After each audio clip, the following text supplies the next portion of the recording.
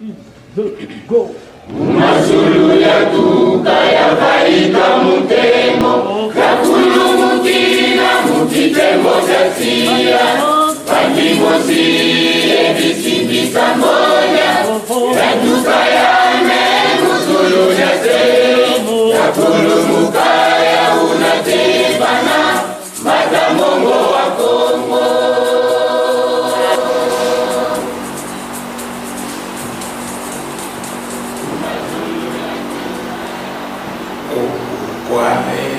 Kila kumaku tuka unsundi na te kumbamba Luangulemba mla sambangala Kongo vinako tuka umbwetete yakakungu Dieto diane kengo Kongo dieto diane Kongo nimi Nensa Nebanjo Ya tinga Ya lambwa kwa makuku matatu malambe Kongo Kwa lege la Kongo Diatu sisi la bakulu Kongo tati kabaswe bansinga Kongo inako Kenzoka Kongo kwa kenzo nanza Sala wayala nsanda Bantandu Kamusiko Tobolango si, tobolango ya Kongo, ina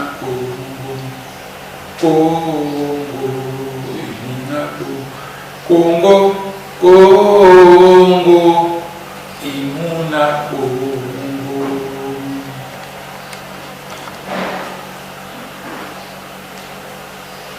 Mes chers compatriotes congolais,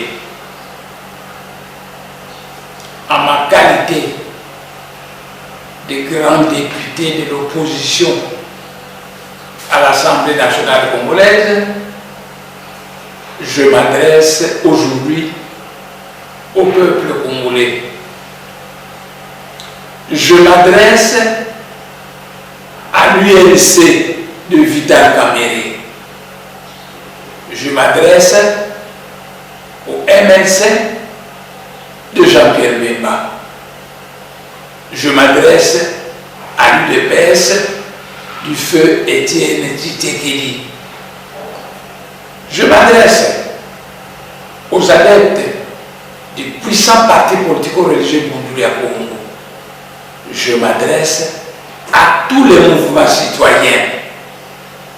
Je m'adresse au parti politique de mon frère Katumbi. À tous, je dis ceci. Je suis un grand député de l'opposition, bien connu à l'Assemblée nationale. Je sais de quoi je parle et je pèse bien mes mots. Mes chers frères de l'opposition, dans la vie d'un homme, les erreurs sont possibles. Mais lorsqu'on accomplit ces erreurs et qu'on les corrige, l'histoire vous pardonne. Mais lorsque des erreurs ont été commises, qu'on fait les corriger et vous persistez dans l'erreur, à ce moment, l'histoire va vous condamner. Mes chers compatriotes de l'UNC, du MLC, de l'UDPS, de tous les mouvements citoyens, je veux soulever une question que nous devons pouvoir résoudre ensemble car l'union fait la force. Notre pays, la République démocratique du Congo, est en danger de colonisation tutsi-rwandaise.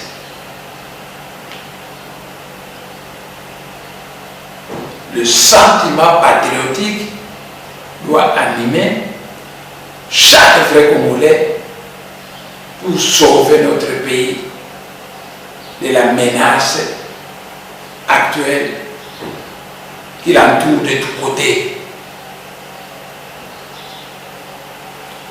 Mais avant que je ne puisse vous dire ce qu'il faut faire, je veux commencer par vous rappeler qu'en 2006, il y a eu des élections dans ce pays présidentielles et Jean-Pierre Bemba a été élu président de la République. Mais Hippolyte Kanambe, soutenu par l'armée rwandaise, l'armée tanzanienne et l'armée du Zimbabwe, avec sa majorité présidentielle, ont falsifié les résultats en prétendant que c'est Hippolyte Kanambe qui a été élu. Ainsi, Hippolyte Kanambe est passé à la présidence de la République de notre pays pour 5 ans. En 2011, des élections présidentielles ont été organisées dans ce pays. C'est Étienne Tshisekedi qui a gagné ces élections. Logiquement, c'est lui qui devrait devenir le président de la République démocratique du Congo. Mais Hippolyte Kanambe, soutenu par l'armée rwandaise, l'armée tanzanienne et l'armée du Zimbabwe, a falsifié les résultats en disant que c'est lui, Hippolyte Kanambe, qui a été élu. Ainsi, il a fait un deuxième mandat qui devrait se terminer en 2016. Mes chers frères, vous me connaissez très bien que je suis l'un des plus grands députés de l'opposition à l'Assemblée nationale. Mais la loi congolaise dit ceci, que lorsque quelqu'un a été président de la République, eh bien, pour le premier mandat, il est le président, le deuxième mandat, il est encore le président, il doit maintenant quitter le pouvoir pour se représenter peut-être plus tard, mais pas immédiatement. Hippolyte Kanambe, le Tutsi rwandais, vient de faire 2 mandats au pouvoir de la présidence. Si nous voulons être démocrates, logiquement, il doit pouvoir quitter. Mais Hippolyte Kanambe, dans ses gesticulations et sa prétendue majorité présidentielle, a alors conçu l'idée du référendum populaire qui sera falsifié, où on va dire que le peuple congolais a élu président à vie. Donc, Hippolyte Kanambe, qui venait de faire son 2e mandat à la présidence de la République, n'a pas voulu organiser les élections en 2016. L'opposition commençait à gronder, le peuple était fou furieux, l'armée rwandaise, tanzanienne et zimbabwéenne étaient prêtes à intervenir pour massacrer le peuple congolais. C'est alors à ce moment qu'à ma qualité de chef saint de l'Afrique centrale, je me suis dit, je ne veux pas qu'on fasse couler encore le sang du peuple congolais. Vous, les opposants, je suis votre frère, vous me connaissez très bien. Calmez-vous. Et vous, la majorité présidentielle aussi, calmez-vous. Je veux vous rassembler dans un seul dialogue au cours duquel vous allez fixer une nouvelle date pour les élections. D'où l'idée du dialogue du deuxième dialogue qui s'est tenu à la cité de l'OIA.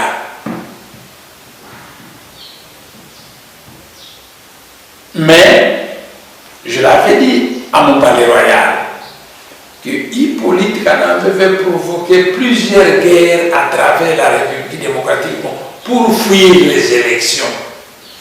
Il veut provoquer plusieurs guerres pour prendre des prétextes que parce qu'il y a guerre au Kasaï, au Kivu, patati patata, on ne va pas faire les élections. La première région visée, c'était le Congo central. Et le petit croyant de l'église Branham leur a ouvert le chemin pour provoquer une guerre à Kimpese. Mais cela a été étouffé. Ça n'a pas marché. Alors il fallait ouvrir une rébellion au Kivu, une rébellion au Kasaï et massacrer des gens afin de donner le prétexte à Hippolyte Kanambe de ne pas organiser les élections. Mes chers compatriotes, vous savez que le député de Mwandansenu est un politicien teinté de spiritualité.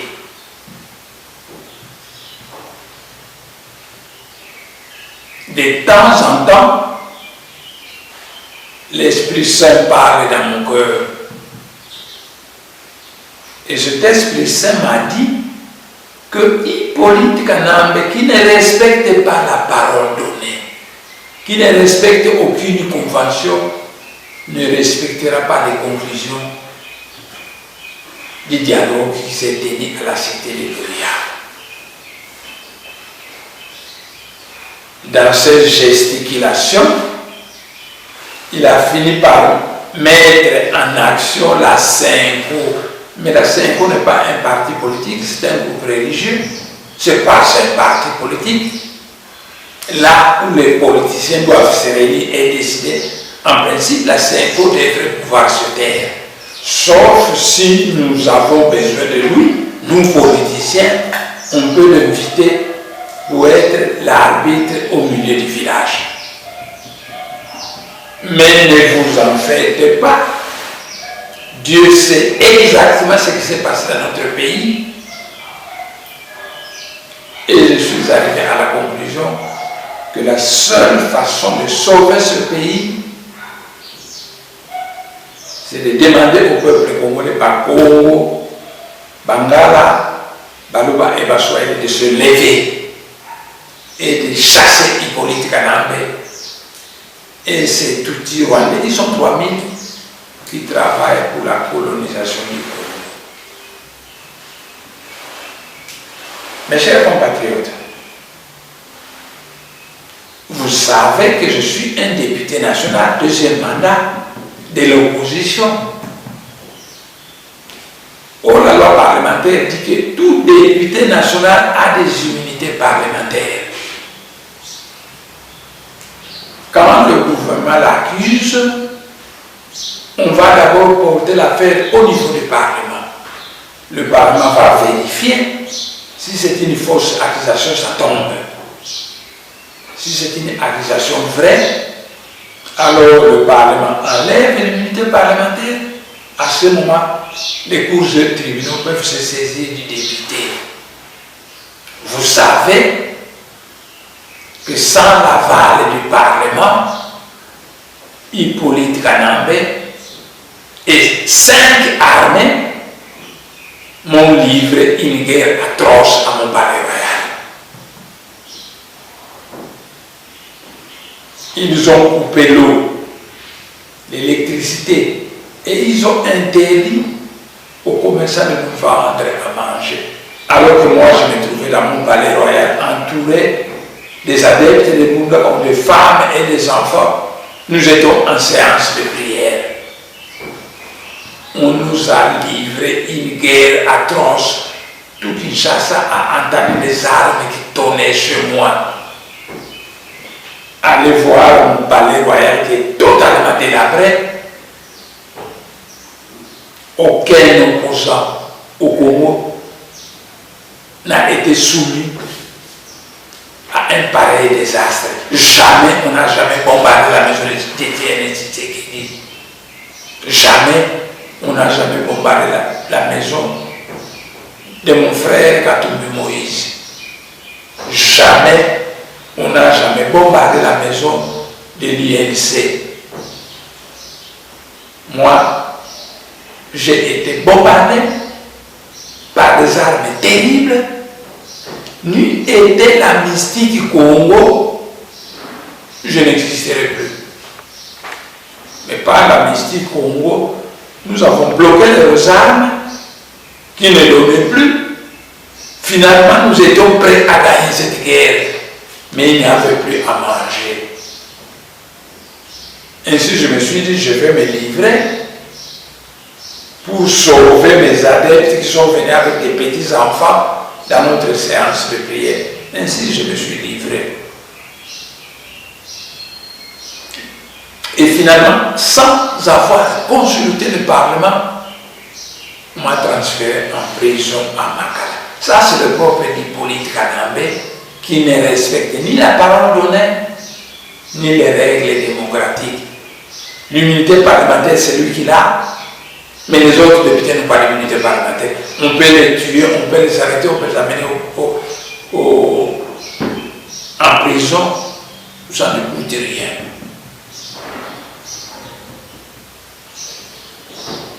Peuple congolais, mes chers frères, Hippolyte Kanambe, c'est un pur tout Rwandais. Son père, M. Adrien Kanambe, lui a donné le nom de Hippolyte Kanambe. Quand ses parents biologiques l'appellent Hippolyte Kanambe, ce n'est pas une offense au chef de l'État. Mais si le député national, même dans une telle opposition, l'appelle par les noms que lui ont donnés ses parents biologiques, ce député est accusé d'offense au chef de l'État. Un chef de l'État qui voudrait qu'on l'appelle Joseph Kabila, il n'est pas le fils de Joseph Kabila, c'est le fils de M. Kanambe, c'est le neveu de James Kabarebe, ministre rwandais. Finalement, Hippolyte Kanambe a décidé ma mort à partir de la prison de Makala. Et lorsqu'on a mené la guerre pour me tuer, cette guerre a commencé à 3 heures du matin.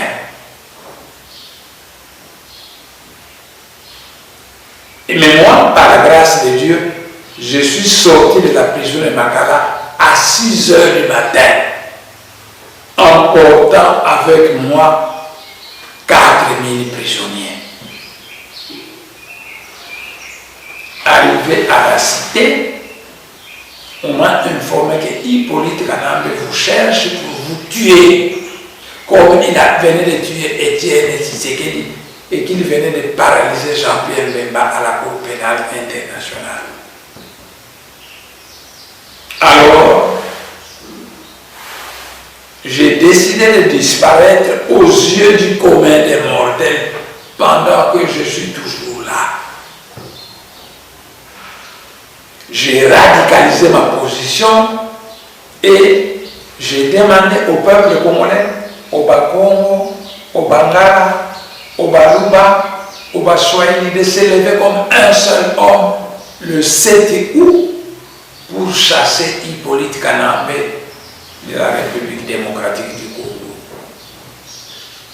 Je suis un leader responsable. Et le leader responsable, le guide responsable, n'est pas celui qui doit d'abord demander au peuple et à la Senko ce qu'il doit faire. Le leader responsable décide, c'est lui qui réfléchit, qui décide à la place du peuple et qui dit que le peuple congolais, le 7 août, lève-nous pour chasser Hippolyte Kanambe. Ainsi, moi, en tant que leader responsable, j'ai annoncé la date du 7 août. Mais certains frères congolais, excusez-moi de le dire, qui font la honte du peuple congolais, de la classe politique congolaise, on dit au peuple: ne sortez pas, restez chez vous, attendez fin décembre. Si Hippolyte Kagame n'organise pas les élections, il va partir. Mais il va partir comment? L'armée rwandaise est avec lui, l'armée tanzanienne est avec lui, l'armée du Zimbabwe est avec lui, les Banamura sont avec lui. Il va partir comment? Ah non, ne sortez pas, attendez seulement le 31 décembre. Et le mot d'ordre responsable que j'ai donné n'a été suivi que par les Bakongo et par les adeptes des puissants partis politico-religieux Bundu à Congo. Les Bangala, les Baluba, les Baswahili n'ont pas suivi mon mot d'ordre. Aussi puissant soit-il, une seule personne ne peut jamais sauver la nation. Ainsi, aussi puissant était-il, le Maître Jésus n'a pas réussi à sauver la nation israélienne à l'époque de l'Empire romain. Mais en 1948, le Maître Jésus, réincarné dans le corps de David Ben Gourion, a sauvé le pays d'Israël. Ainsi, je sais de quoi je parle et je pèse bien mes mots. Sans un soulèvement populaire de toutes les couches de la nation congolaise, la guerre sera perdue pour nous. Hippolyte Kagame va continuer à tuer des milliers de Congolais et à les jeter dans des fosses communes. Finalement, la République démocratique du Congo sera colonisée par les Tutsis rwandais. Et ça, là-bas, et les politiciens qui ont suivi Moutakassaou ne nous ont jamais dit ça. Qu'après la colonisation belge viendra la colonisation rwandaise. Si c'est ça, alors nous allons diviser le pays en deux. Nous ne serons pas le premier à diviser le pays en deux. Si vous entendez parler de Corée du Sud et de Corée du Nord, c'est qu'on avait divisé le pays en deux. Les capitalistes au sud et les communistes au nord. Si vous avez entendu parler du Vietnam du sud et du Vietnam du nord, c'est qu'on avait divisé le pays en deux. Les capitalistes au sud et les communistes au nord. Si vous avez entendu parler de la Chine populaire de Mao Tse-tung et de Taïwan, eh bien, c'est qu'on avait divisé le pays en deux. En tout cas, l'ONU reconnaît le droit des peuples à l'autodétermination quand plusieurs peuples ont été mis ensemble par la force qui ne s'entendaient pas. La logique veut qu'on puisse satisfaire chacun de ce peuple. Ainsi, la République démocratique du Congo risque, je dis risque, mais le sursaut du sentiment patriotique est toujours possible, mais la République démocratique du Congo risque d'être divisée en deux. Le Congo central indépendant pour les Bakongo qui n'ont jamais accepté Hippolyte Kagame depuis 2006 et la République du Lualaba pour le reste des Congolais qui acceptent la colonisation tutsi-rwandaise.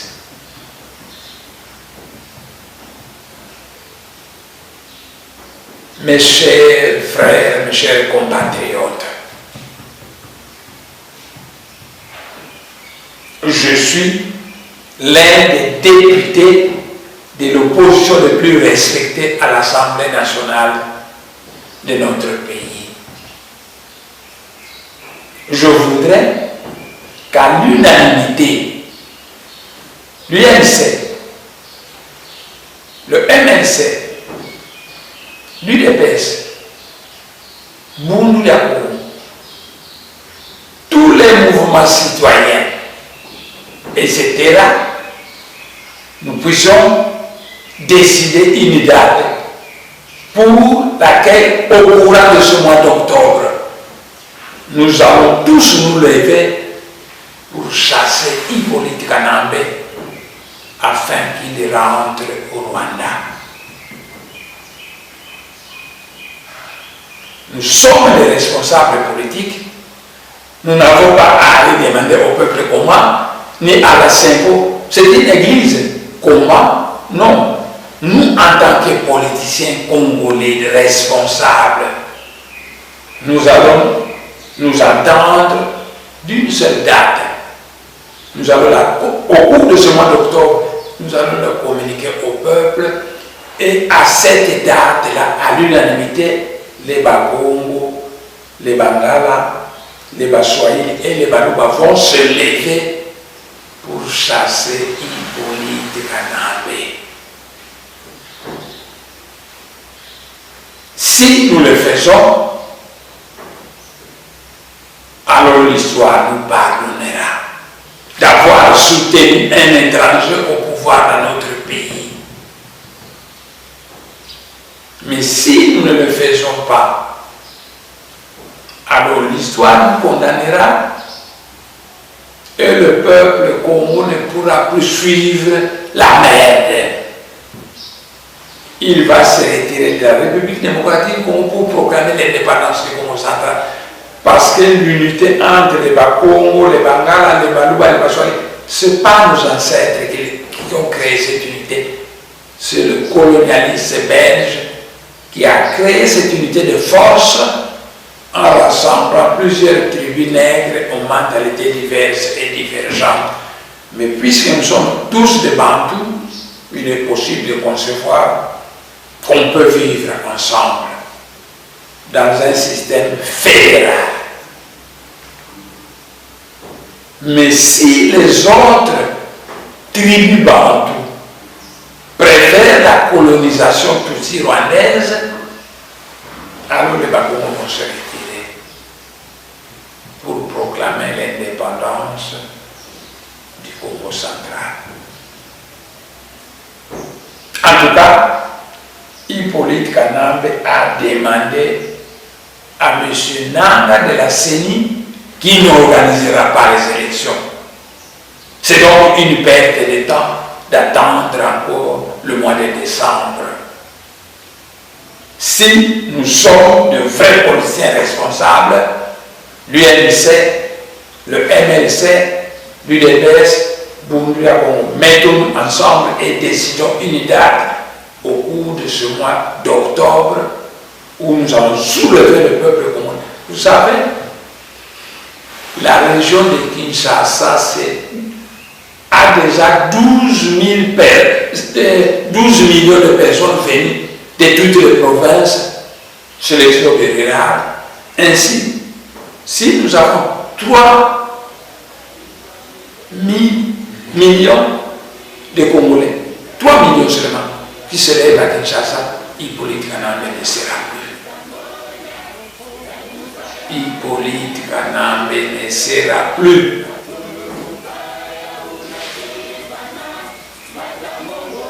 Ma proposition finale est donc celle-là.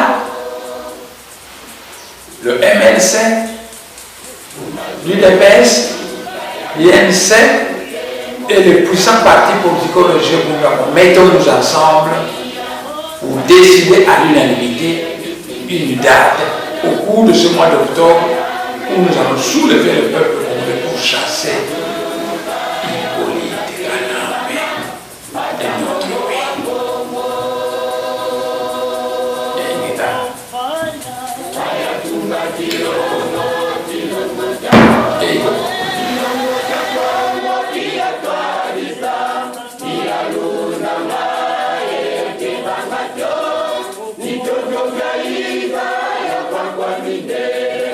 Mutia kulu mumbaluza ti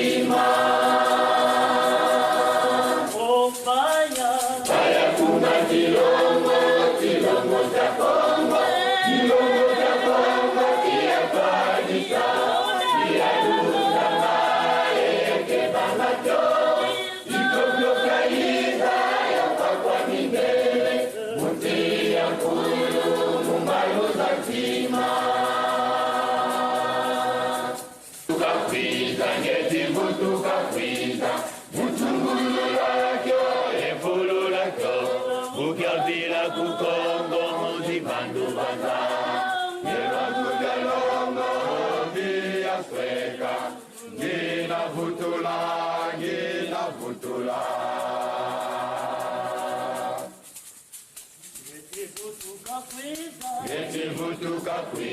Ngeti vutuka kwiza Mutungulula kyo, yepulula